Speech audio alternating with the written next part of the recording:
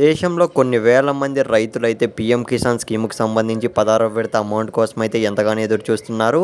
So, ఇప్పటిదాకా చూసుకున్నట్లయితే మనకు పీఎం కిసాన్ స్కీమ్‌కి సంబంధించి 25వ తేదీ వరకైతే వరుసగా ఈకేవైసీ ప్రాసెస్ అనేది కంప్లీట్ కావడం అయితే జరుగుతుందన్నమాట.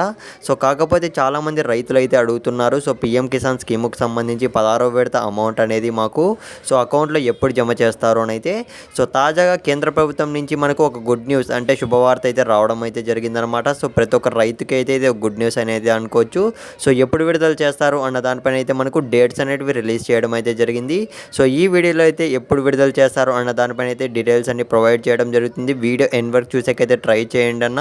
ఇకపోతే వీడియో స్టార్ట్ చేసే ముందు మీరు ఇంకా మన ఛానల్ సబ్స్క్రైబ్ చేసుకోకుంటే ఇలాంటి మరిన్ని ఇంపార్టెంట్ అప్డేట్స్ కోసం ఛానల్ సబ్స్క్రైబ్ చేసుకొని పెట్టుకోండి. ఇక మనం ఏమాత్రం ఆలస్యం చేయకుండా వీడియోలోకి అయితే వెళ్ళిపోదాం. ముందుగా మన సబ్స్క్రైబర్స్ అందరికీ నేను చెప్పేది ఏమంటే ఈ పీఎం కిసాన్ స్కీమ్కి సంబంధించి మనకు ఈకేవైసీ ప్రాసెస్ అనేది 16వ విడత అమౌంట్కి సంబంధించి వెంటనే కంప్లీట్ అయితే చేసుకోండి. ఇప్పటిదాకా చేసుకోకపోయినా కానీ మనకి ఇంకా 2 లేదా 3 రోజుల్లో అయితే ముగియనుందనమాట.